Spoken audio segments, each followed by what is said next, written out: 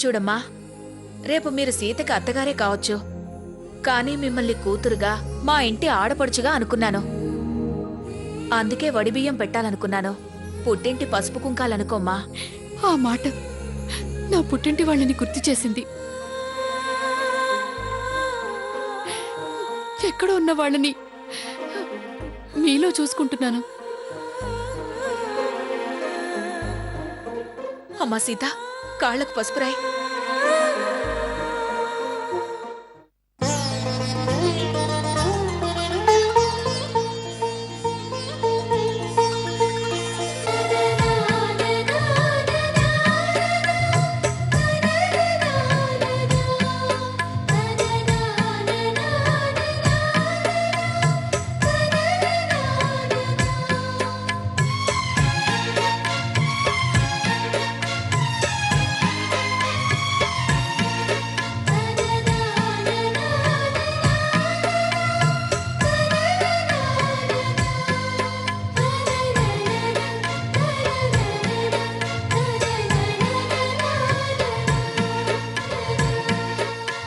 వడిబియ్యం పట్టమ్మా.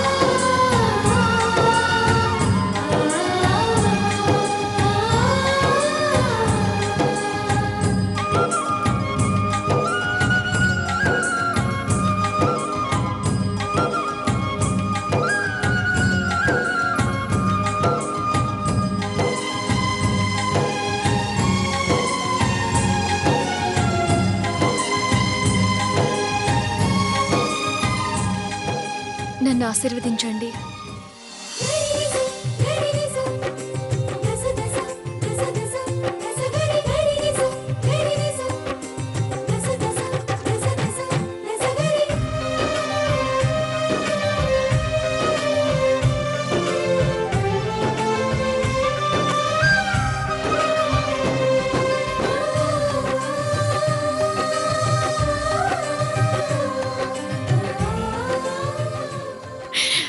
మంచితనమే మీ ఆస్తిపాస్తులు 10 కాలాల పాటు సుఖ సంతోషాలతో చల్లగా వర్తిల్లాలి.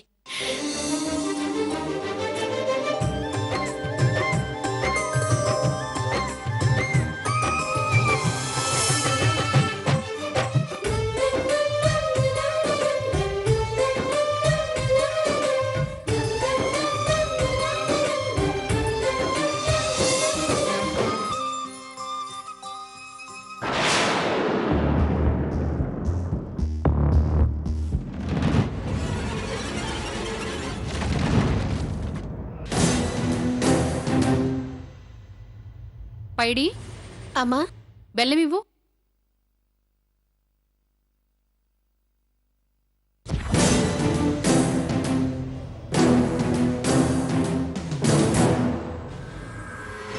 అయ్యార్,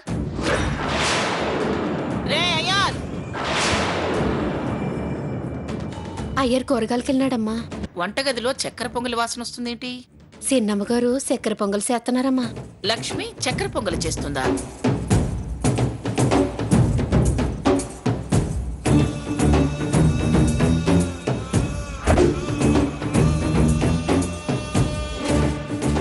ఏమిటి కోడలమ్మా,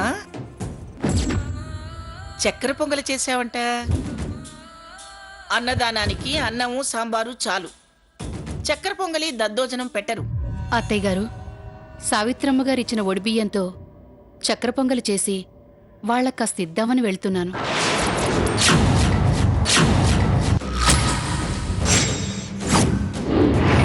ఏ చక్కెర పొంగలి వండి క్యాన్లో పెట్టి ఇప్పుడు చెప్తున్నావా? అదే నేను అడిగితే ముందే ఎందుకు చెప్పలేదే? ఓహో, కోడలు రాబోతుంది కదా, అత్తగారి హోదా వెలగబెడదాం అనుకుంటున్నావా? నాతో ఒక్క మాటన్నా చెప్పకుండా పొయ్యి మీద గిన్నెలా పెట్టావే? అంత లెక్కలేంతనం ఎందుకే నీకు?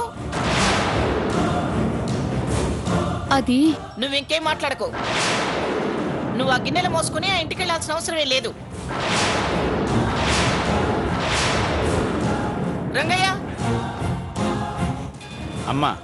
ఆ క్యాన్ తీసుకెళ్లి సీత వాళ్ళ ఇంట్లో ఇచ్చేయి. అలాగేనమ్మా. మీరు పెట్టిన వడిబియ్యంతోనే స్వీట్ చేసి పంపించారని చెప్పి ఇంటిల్లి పాది తినమని చెప్పు. ఈ మంగమ్మ పంపించిందని చెప్పి ఇచ్చిరా. ఏంటి చిత్రం?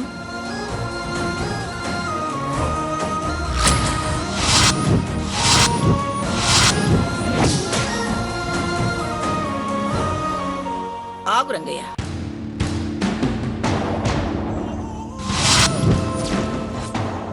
అదక్కడ పెట్టు.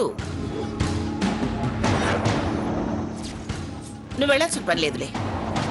నువ్వు పెద్ద కారు తీసుకుని రెడీగా ఉండు. అలాగేనమ్మా. లక్ష్మి, నేను నీతో వస్తాను పద. నువ్వు ఒడిపట్టి తెచ్చిన బియ్యంతో చక్కెర పొంగలి చేసి వాళ్ళ నోరు తీపి చేయాలనుకుంటున్నావు కదా. నీ కోరికని నేను వెంటుండి తీరుస్తాను. పద వెళదాం. తినిపించటానికా తినకుండా చేయటానికా? సీత పుట్టింటి వారు మన వియ్యాలు వారు కదా, మర్యాద ఇవ్వాలి కదా. అందుకే నేను నీతో వస్తున్నాను. నువ్వు ప్రేమతో వెళ్ళడం లేదే, ఏదో నూరిపోయటానికి అని నాకు తెలుసు. నువ్వు తాడి తంతే నేను నీ తల తంతానే.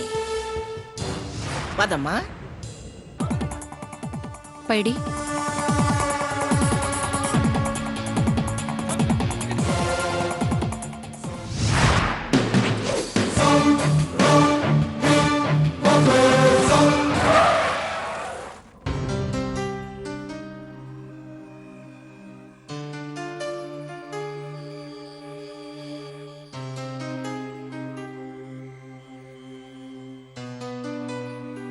మీ డబ్బులు ఇవ్వమ్మా. అదేంటి ఇప్పటికే 100 నోట్ ఇచ్చాను? ఏంటి 100 నోటు ఇచ్చారా? అవును, నువ్వు ఆవిడికి దొండకాయలు సంచిలో వేసే ముందే నీకు ఇచ్చేసాను. నేను ఒకేసారి 4 బేరాలు చేసేవాడిని. ఎవరికి కూరలు ఇచ్చింది, ఎవరి దగ్గర ఎంత డబ్బులు తీసుకున్నది నాకు తెలుసు గాని ముందు డబ్బులు ఇచ్చానంటుంటే మళ్ళీ ఇవ్వమంటావేంటి? ఇవ్వలేదంటుంటే ఇచ్చినట్టేంటి? ఏంటమ్మా, ఇవ్వాలి కదా నా డబ్బులకి, లేకపోతే అక్కడ పెట్టి కూరగాయలు అనేదేదో అంటున్నారు. 500 నోటు అనరాదండి. ఏందమ్మా మీరేనా చెప్పండి. ఈ మధ్యతో ప్యాసనయింది. కాస్త ఎర్రగ పొరగ తయారవడం, ఇదిగో ఇలా వచ్చి పేదోళ్ళ పొట్టలు కొట్టడం. మేమేం ఉన్నవాళ్ళం కాదు పేదవాళ్ళ పొట్ట కొట్టడానికి.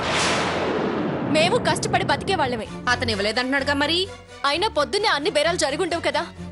రాత్రి ఎంత ఉందో ఇప్పుడెంత అమ్మావో ఒకసారి గళ్ళ పెట్టి తెరిచి లెక్క చూసుకో. ఇదేదో బాగుందే, మేం కాసేపు ఆగుతాం కానీ ముందు డబ్బులు లెక్కటండి.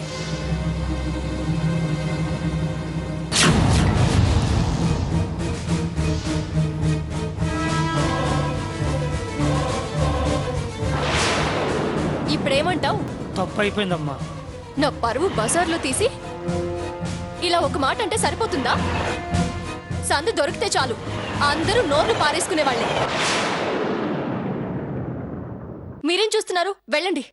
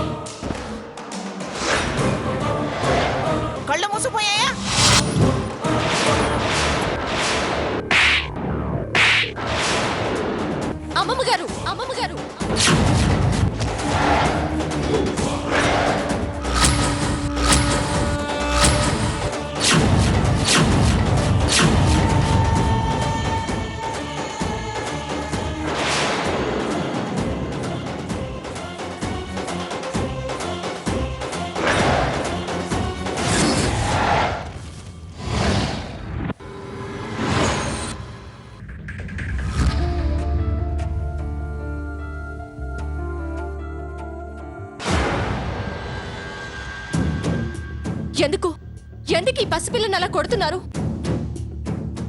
పిల్లల్లో దేవుణ్ణి చూస్తానన్నారు, ఇదేనా చూడ్డం? అసలు మా ఇంటికొచ్చి మా పిల్లల్ని కొట్టే అధికారం మీకెవరిచ్చారు?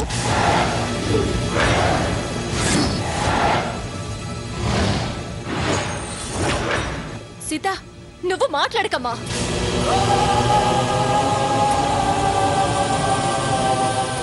గౌరవాలిస్తే కాపాడుకోవడం తెలియాలి.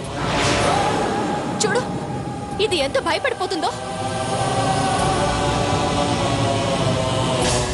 వీళ్ళ తండ్రి హాస్పిటల్లో ఉన్నాడు, తల్లి భర్తకి తోడుగా అక్కడే ఉంది.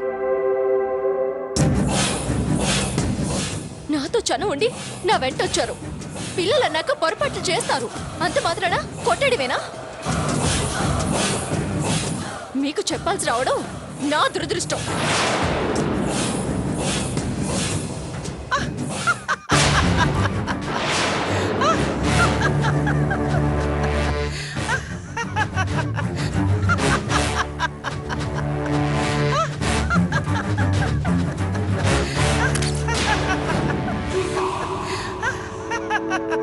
సీత సీత సీత సీత, పొరపాట్లు పిల్లలే కాదమ్మా, పెద్దవాళ్ళు కూడా చేస్తారు. నేను చేశాను. నాకు ఇలాంటివేమీ తెలియదమ్మా. ఇప్పుడు లక్ష్మికి మీరు వడిబియ్యం పోశారు కదా, దాంతో శుచిగా చక్కెర పొంగలి చేయించి మీ అందరి నోళ్లు తీపి చేద్దామని ప్రేమతో నేను ఇక్కడికి వచ్చానా? గుమ్మల్లోకి రాగానే చక్కెర పొంగలి నేలపాలైపోయింది. ఆ కారణంగా మీ అందరికీ ఎక్కడ కీడు జరుగుతుందో అనే కంగారులో కోపం వచ్చేసింది. ఆ కోపంతో కొట్టేశాను, అంతేనమ్మా.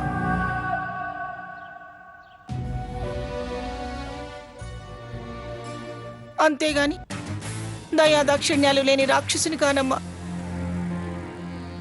పొరపాటు చేసి పరాయిదాన్ని అనిపించుకోవాల్సి వచ్చింది.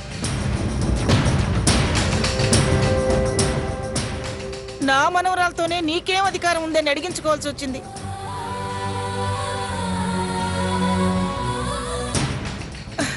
అంతా నా దురదృష్టం. పిచ్చిదాన్ని, పాతకాలం దాన్ని, ముసల్దాన్ని.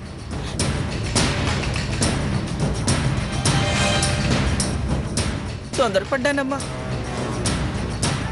మనం ఒకటి అనుకుంటే దైవం ఇంకొకటి చేస్తుంది అంటానే, ఇదే.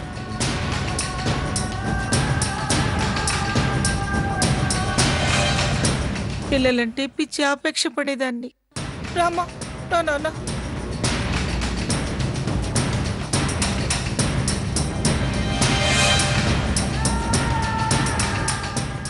ఎంత అపనిందని ఎత్తిన వేసుకోవాల్సి వచ్చింది.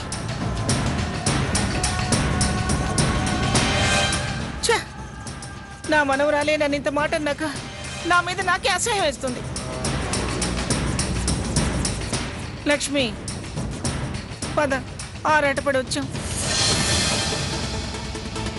అవమానం మూట కట్టుకుని వెళ్లాల్సి వచ్చింది. తీసుకోమ్మా. లక్ష్మి, పద. అయ్యో అమ్మమ్మ గారు, నేనేదో కొంచెం తొందరపడి నోరు జారాను. తొందరపాటమ్మా. నాది తొందరపాటే, నీది తొందరపాటే. అయినా తప్పు చేసిందాన్ని నేను. నీ కోపానికి కారణం నేను. అలా ఫెయిల్ అవ్వకండి అమ్మమ్మ గారు. ఏయ్, ఫీల్ అవ్వకండి, బాధపడకండి అని అనకపోతే క్షమించండి అమ్మమ్మగారు అని అనొచ్చు కదా. తప్పు నేను చేస్తే అమ్మాయిని క్షమాపణ అడగమంటావేంటి సావిత్రి? చిన్నపిల్లని ఓ లెంపకాయ వేసినంత మాత్రాన అసలేం జరిగిందో తెలుసుకోక్కర్లేదా?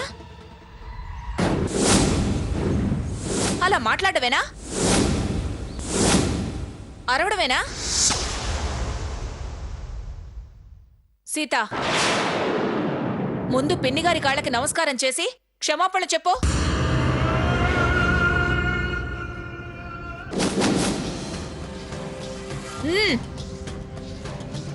వదిలే సావిత్రి. మీరాగండి. ఏం సీత, ఇంకా నిలబడి చూస్తున్నావే? చెప్పు.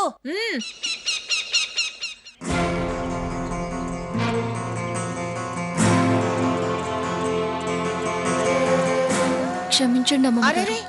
వద్దమ్మా వద్దు. ఏంటి సావిత్రి, ఇలా అయిన దానికి కాని దానికి క్షమాపణ చెప్పమంటావు? సీత, నేనేం నిన్ను తప్పు పట్టట్లేదమ్మా. ఇంకా విషయాన్ని మర్చిపో.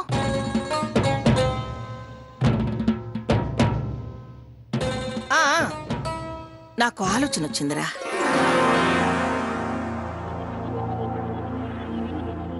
ప్రేమగా తెచ్చిన చక్కెర పొంగలి తినిపించే లోపల నేలపాలైపోయింది. అందుకని తినిపించడం కాదు, అందరం కలిసి సరదాగా మీ ఇంట్లో వెన్నెల్లో భోజనం చేయాలనుంది. ఆ వేళ సీత ఆవకాయ పచ్చడి అన్నం అందరికీ తినిపించిన దగ్గర నుంచి మీతో కలిసి భోంచేయాలనే కోరిక అలా మిగిలిపోయింది సావిత్రి. అదిలా నెరవేరబోతుందన్నమాట. అలాగే చేద్దామండి. 5 నిమిషాల్లో వంట రెడీ చేసేస్తాను. నీకెందుకు శ్రమ సావిత్రి, నేను మా అయ్యారికి ఫోన్ చేసి అన్ని పట్టరమ్మంటాను. మీ ఇంట్లో చేయించి తెచ్చి ఇక్కడ తినడం ఏం బాగుంటుంది? ఒకరికి 4 ఆడవాళ్ళం ఉన్నాం. ఎంతసేపు చేస్తాం? అయ్యో, ఇంకా మీ మా అంటావేంటి సావిత్రి? మనందరం ఒకటే పిచ్చిదానా. మనమంతా కలిసి సరదాగా తిందామనుకుంటుంటే నువ్వు వంట వంట అంటావేంటి? ఉండు. అరే అయ్యర్,